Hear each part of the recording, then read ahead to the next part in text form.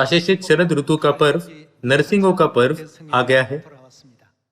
आज हम जिस शरद ऋतु के पर्व को मना रहे हैं, वह वास्तव में एक अर्थपूर्ण पर्व है। मुझे आशा है कि हमारे स्वर्गीय परिवार के सदस्य नरसिंहों के पर्व से लेकर झोपड़ियों के पर्व के अंतिम दिन तक सभी पर्वों को अनुग्रह पूर्वक मनाकर पिता और माता से पवित्र आत्मा प्राप्त करेंगे।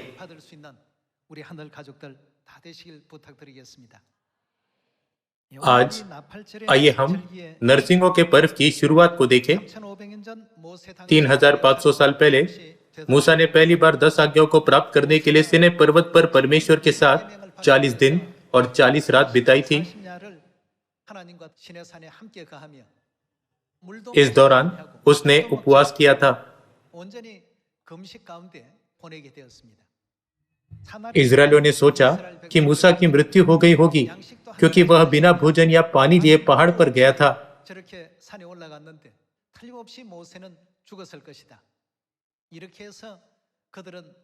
परिणाम स्वरूप उन्होंने सोने के बछड़े की एक मूर्ति बनाई और उसकी पूजा करते हुए खाया, पिया और उसके आसपास नाचने लगे।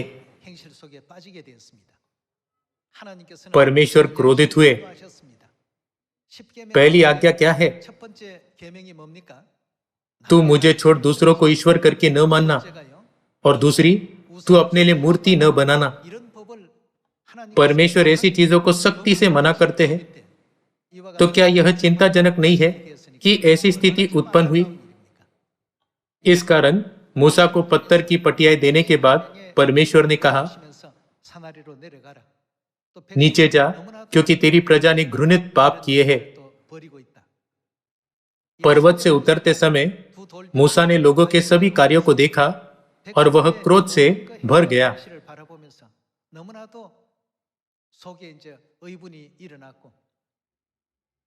फिर उसने पटियाओं को पर्वत से नीचे पटक कर उन्हें टुकड़े टुकड़े कर दिया।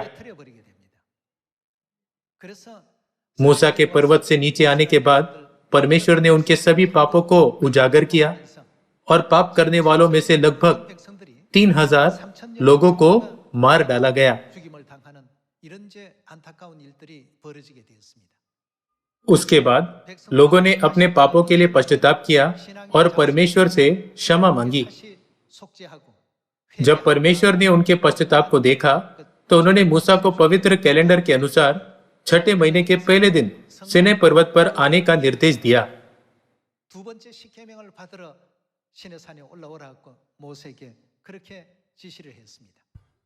छठे महीने के पहले दिन मूसा सिनै पर्वत पर चढ़ा और 40 दिनों तक उपवास किया।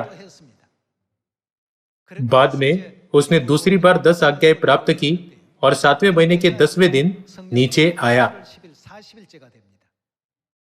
परमेश्वर ने उस दिन को प्रायश्चित के दिन के रूप में चुना, ताकि यह स्मरण किया जा सके कि उन्होंने इजरायलियों को कैसे क्षमा किया था। इस प्रकार हर वर्ष प्रायश्चित के दिन को स्मरण करने के लिए 10 दिनों तक तुरही फूंकी जाती थी। यह इजरायलियों को यह बताने के लिए था कि अब अपने पापों का पश्चाताप करने और प्रायश्चित के दिन की तैयारी करने का समय आ गया है। यह नरसिंहों का पर्व है। यह पवित्र कैलेंडर के अनुसार 7वें महीने का पहला दिन है, जो आज है। इसलिए आज हमें उन सभी पापों का पश्चाताप करना चाहिए जो हमने स्वर्ग में और इस पृथ्वी पर किए थे, जिनमें वे पाप भी शामिल है जिन्हें हमने अनजाने में किया था।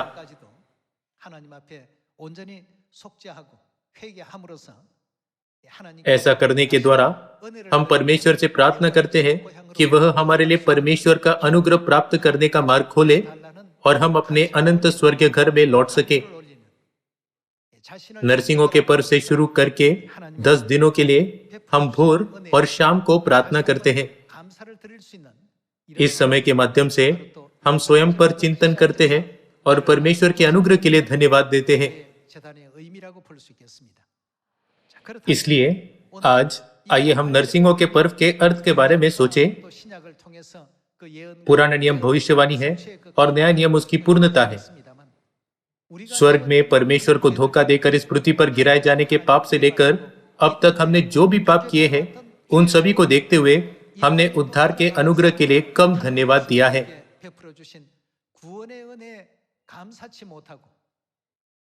हमने अपने विश्वास के जीवन का मार्ग ठीक से निर्धारित नहीं किया। कभी कभी हम सांसारिक अभिलाषाओं को पूरी तरह से नहीं छोड़ पाए। हम स्वर्ग के मार्ग के लिए पूरी तरह से दृढ़ संकल्पी नहीं थे। नरसिंहों के पर से प्रायश्चित के दिन तक हमें ऐसे जीवन जीने के लिए परमेश्वर के सामने पश्चाताप करना चाहिए। जैसा कि प्रकाशित वाक्य अध्याय 3 में लिखा गया है, न तो गर्म और न ही ठंडा होना भी एक गंभीर पाप माना जा सकता है।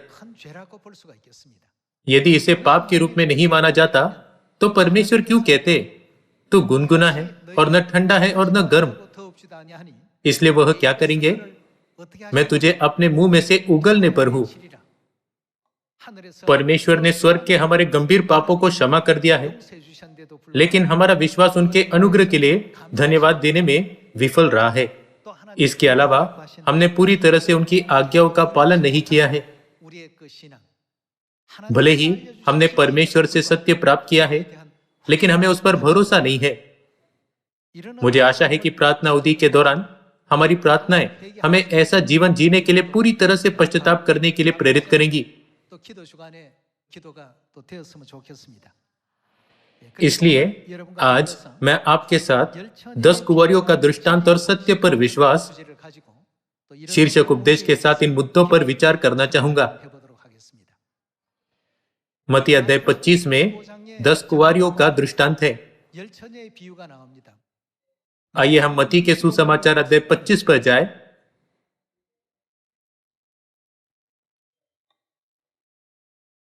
मत्ती अध्याय 25 आयत 1।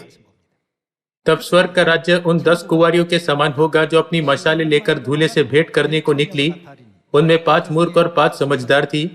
मूर्खों ने अपनी मशालें तो ली, परंतु अपने साथ तेल नहीं लिया, परंतु समझदारों ने अपनी मशालों के साथ अपनी कुपियों में तेल भी भर लिया। तेल किसे दर्शाता है? यह विश्वास को दर्शाता है। आइए आयत 5 देखें। जब धूले के आने में देर हुई तो वे सब ऊँघने लगी और सो गई। आधी रात को धूम मची, देखो धूला आ रहा है, उससे भेंट करने के लिए चलो। तब वे सब कुंवारियां उठकर अपनी मशालें ठीक करने लगी, और मूर्खों ने समझदारों से कहा, अपने तेल में से कुछ हमें भी दो, क्योंकि हमारी मशालें बुझी जा रही है। परंतु समझदारों ने उत्तर दिया, कदाचित यह हमारे और तुम्हारे लिए पूरा न हो। भला तो यह है कि तुम बेचने वालों के पास जाकर अपने लिए मोल ले लो। जब वे मोल लेने को जा रही थी तो दूल्हा आ पहुंचा, और जो तैयार थी वे उसके साथ विवाह के घर में चली गई और द्वार बंद किया गया। इसके बाद वे दूसरी कुंवारियां भी आकर कहने लगी, हे स्वामी, हमारे लिए द्वार खोल दे। उसने उत्तर दिया, मैं तुमसे सच कहता हूँ, मैं तुम्हें नहीं जानता। इसलिए जागते रहो, क्योंकि तुम न उस दिन को जानते हो न उस घड़ी को। 5 मूर्ख कुंवारियों ने गलत निर्णय लिया और 5 बुद्धिमान कुंवारियों ने सही निर्णय लिया। 5 मूर्ख कुंवारियों का अंत अनंत पछतावा था। उन्होंने सोचा, जब दूल्हा आएगा तब तैयारी करने में ज्यादा देर नहीं होगी। हालांकि बहुत देर हो चुकी थी। हमारा विश्वास हमेशा तैयार रहना चाहिए, यह कभी कमजोर नहीं होना चाहिए। 10 कुंवारियों के दृष्टांत में उनमें से 5 मूर्ख थी और 5 बुद्धिमान थी। 5 बुद्धिमान कुंवारियां दूल्हे के साथ विवाह भोज में गई, लेकिन 5 मूर्ख कुंवारियां नहीं जा सकी। यह एक भविष्यवाणी है। 5 बुद्धिमान कुंवारियों ने अपने दीपकों के साथ क्या तैयार किया? उन्होंने तेल तैयार किया। मूर्ख कुंवारियों के बारे में क्या? उन्होंने अपनी मशालें ली, लेकिन तेल नहीं लिया। भाइयों और बहनों, यदि दीपक है तो क्या उसे उपयोगी बनाने के लिए तेल की जरूरत नहीं होती? जबकि बुद्धिमान कुंवारियों ने दीपक और तेल दोनों तैयार किए, लेकिन मूर्ख कुंवारियों ने केवल दीपक तैयार किया और तेल तैयार नहीं किया। सभी लोगों, पिता और माता ने हमें दीपक के अर्थ के बारे में क्या सिखाया है? क्या यह हमारे पास मौजूद सत्य को संकेत नहीं करता? तेल के बारे में क्या? यह उस विश्वास को संकेत करता है जो अंधेरी दुनिया को रोशन कर सकता है। इसलिए बुद्धिमान कुंवारियों के पास परमेश्वर के प्रति अटूट विश्वास था और उन्हें परमेश्वर की शिक्षाओं पर भरोसा था। मूर्ख कुंवारियों के बारे में क्या? भले ही वे सत्य में थी, लेकिन उनके पास तेल की कमी थी, जो कि विश्वास है। यदि हम सत्य के बारे में आश्वस्त नहीं है और दूसरों के सामने विश्वास के साथ इसके बारे में गवाही नहीं दे सकते हैं, तो क्या हम कह सकते हैं कि हम परमेश्वर पर विश्वास करते हैं? हमें विश्वास के साथ कहना चाहिए, क्योंकि यह परमेश्वर द्वारा सिखाया गया सत्य है, इसलिए यह संसार को बचाएगा। केवल एक ही चर्च है जो दुनिया को बचा सकता है। यह कौन सा चर्च है? परमेश्वर इस पृथ्वी पर स्वर्गीय पापियों के लिए आए, जिनका सर्वदा के लिए मरना नियत था। हमें नरक में जाना था, लेकिन परमेश्वर ने जीवन का मार्ग और उद्धार का मार्ग खोला ताकि हम स्वर्ग के राज्य में जा सके।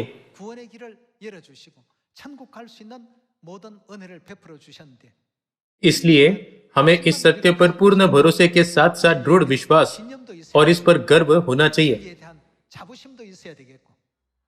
साथ ही हमारे पास सत्य के बारे में बड़ाई करने और इसे दूसरों के साथ साझा करने के लिए विश्वास होना चाहिए। हमें किसी के भी सामने आत्मविश्वास से कहना चाहिए, जब तक आप हमारी स्वर्गीय माता पर विश्वास नहीं करते, आपको बचाया नहीं जा सकता। जब तक आप मसीह अनसंग होंग पर विश्वास नहीं करते, आप उद्धार नहीं पा सकते। स्वर्ग के नीचे मनुष्य में और कोई दूसरा नाम नहीं दिया गया जिसके द्वारा हम उद्धार पा सके।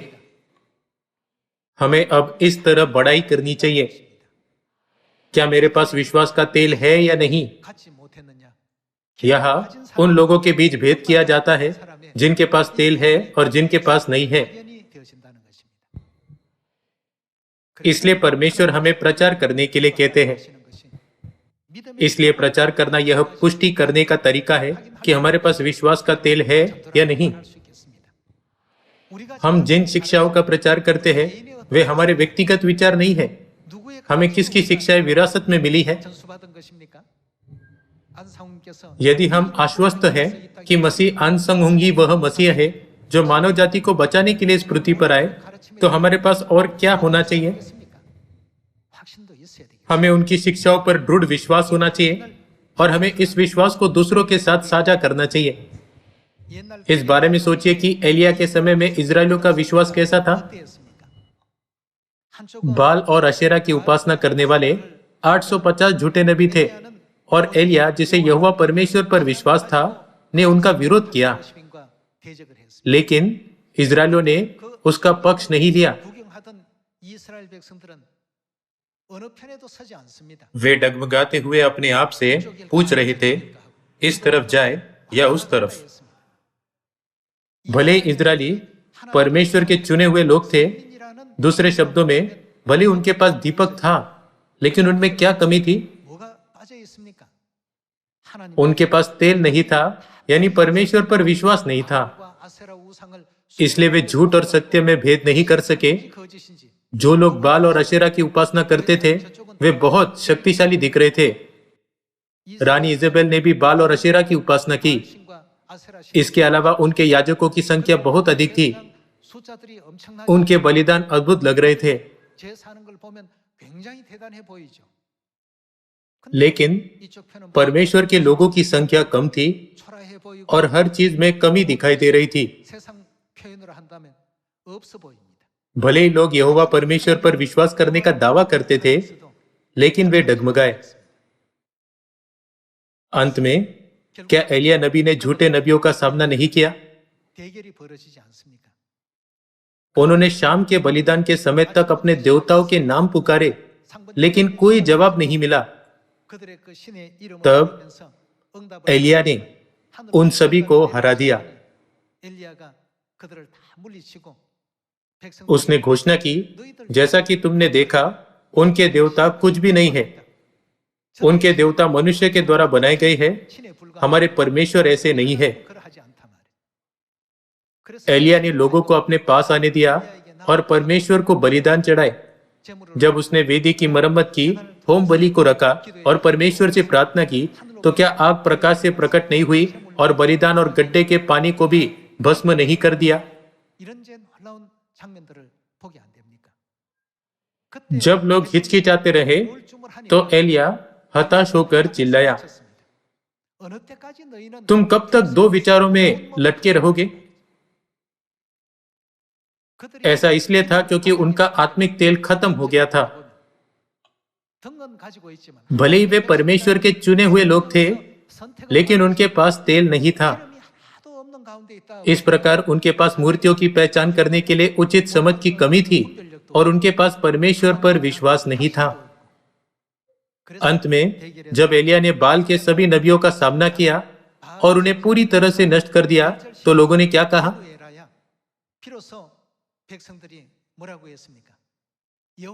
यहोवा ही परमेश्वर है। क्या मेरे पास इस समय विश्वास का तेल है या नहीं? इस प्रश्न का उत्तर तब मिलता है जब हम परमेश्वर पर अपना विश्वास दिखाते हैं कि हम कितने आत्मविश्वास से अपनी स्वर्गीय माता के सत्य को अन्य लोगों के सामने प्रकट करते हैं और गवाही देते हैं। क्या यह नहीं दिखाता है कि हमारे पास विश्वास का तेल है? इसलिए परमेश्वर ने हमें ढाढ़स बांधने के लिए कहा।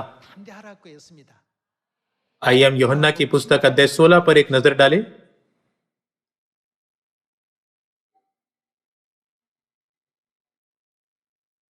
आइए हम यूहन्ना अध्याय 16 आयत 33 में परमेश्वर के वचन को देखें। यूहन्ना अध्याय 16 आयत 33, मैंने यह बातें तुमसे इसलिए कही है कि तुम्हें मुझ में शांति मिले। संसार में तुम्हें क्लेश होता है, परंतु ढाढ़स बांधो। उन्होंने हमें क्या करने के लिए कहा? परमेश्वर ने हमें निडर होने के लिए कहा। मैंने संसार को जीत लिया है। यदि हम उस मार्ग का पालन करते हैं जिस पर पिता और माता चले थे, तो क्या हमारे पास संसार पर जय पाने के लिए विश्वास नहीं होगा? सत्य का प्रकाश फर्श के नीचे छिपाया नहीं जाना चाहिए। पुराने दिनों में जब लोग तेल के दीपक जलाते थे, तो क्या कोई उन्हें फर्श के नीचे छिपाता था? क्या घर में ऊंची जगह पर प्रकाश नहीं रखा जाता था ताकि वह घर को रोशन कर सके? दूसरे शब्दों में, प्रकाश चीजों को प्रकट करता है। इसका मिशन कुछ प्रकट करना है। हमें पिता परमेश्वर, माता परमेश्वर, अपने चर्च और सत्य को भी प्रकट करना चाहिए, क्योंकि हमें यह शिक्षा किसने दी? यदि यह परमेश्वर की शिक्षा है, तो यही एकमात्र शिक्षा है जो संसार को बचा सकती है। फिर हमें अभी से क्या तैयारी करने की आवश्यकता है? हमें मापना चाहिए कि हमारे पास विश्वास का तेल कितना बचा है।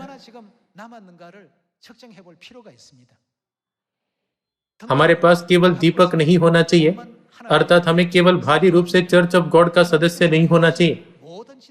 इसके बजाय हमें उन सभी सत्यों के बारे में निश्चित होना चाहिए जिन्हें परमेश्वर ने हम पर प्रकट किया है। हमें इस बहुमूल्य समय को, जिसमें हम पिता परमेश्वर और माता परमेश्वर का आदर कर सकते हैं, सबसे खुशी का समय मानना चाहिए और अंत तक इस मार्ग का पालन करना चाहिए। यही कारण है कि प्रेरितों और विश्वास के पूर्वजों ने कभी हार नहीं मानी।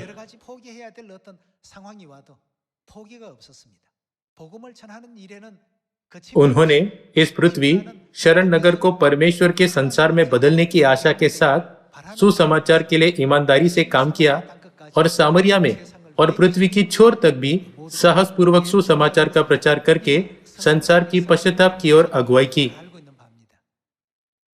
आइए हम विश्वास के मार्ग पर चलते हुए स्वयं की जांच करें कि क्या हम स्वर्ग की ओर देख रहे हैं या इस पृथ्वी के जीवन की ओर। मुझे आशा है कि कोई भी कभी भी अनंत स्वर्ग के राज्य को नहीं खोएगा जिसकी ओर पिता और माता हमारी अगुवाई कर रहे हैं।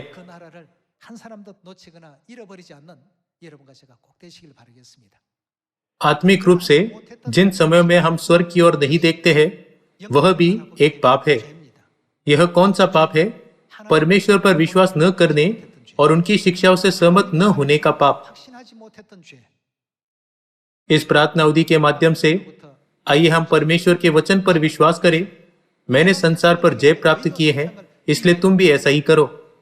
साहसी बनो, मैं हमेशा तुम्हारी सहायता करूंगा। मुझे आशा है कि सभी स्वर्गीय परिवार के सदस्य इन वचनों पर भरोसा करेंगे और पूरे संसार में पिता और माता की महिमा की शक्तिशाली रूप से गवाही देंगे। आइए हम यशायाह अध्याय 41 में एक और आयत देखें। आइए हम यशायाह अध्याय 41 आयत 10 की शिक्षाओं पर एक नजर डालें।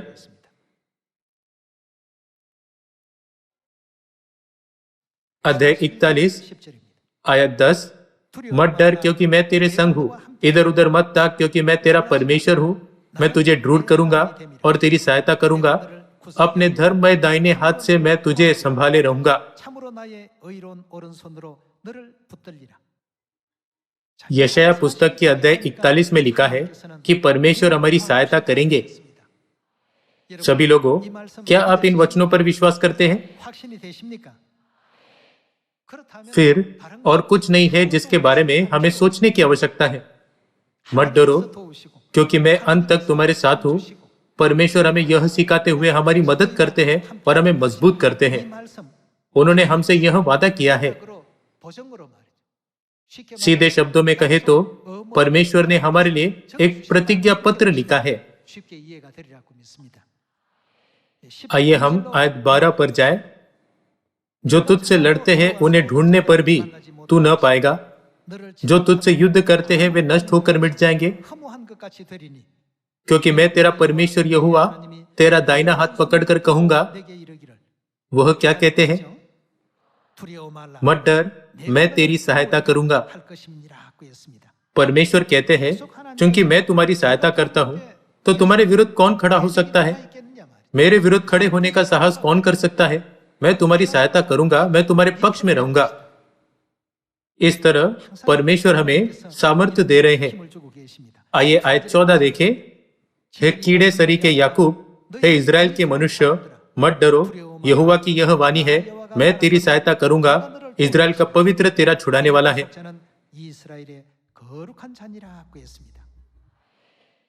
चाहे हम किसी भी स्थिति में हो, हमें अपने परमेश्वर के बारे में गर्व करने में आत्मविश्वासी होना चाहिए। हमें अपने चर्च के साथ साथ इस तथ्य पर गर्व करना चाहिए कि हमारे चर्च का सत्य स्वयं परमेश्वर द्वारा सिखाया गया है। क्या परमेश्वर उस चर्च की मदद करेंगे जो रविवार की आराधना करता है? क्या परमेश्वर उस चर्च की मदद करेंगे जो क्रिसमस मनाता है, या उस चर्च की जो फसह नहीं मनाता? क्या ऐसा चर्च संसार को बचा सकता है? हालांकि वे झूठ से परमेश्वर के सत्य में बाधा डालते हैं और अपनी बुरी योजनाओं के माध्यम से लोगों को सत्य को जानने से रोकते हैं।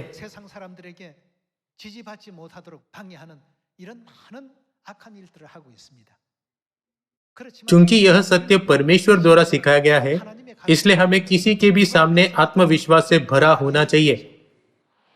यदि हम उन इजरायलियों की तरह थे जो एलिया के समय में हिचकिचाए और डगमगाए, तो अब हमें केवल परमेश्वर के पक्ष में खड़ा होना चाहिए। यह वह विश्वास है जिसकी हमें आवश्यकता है।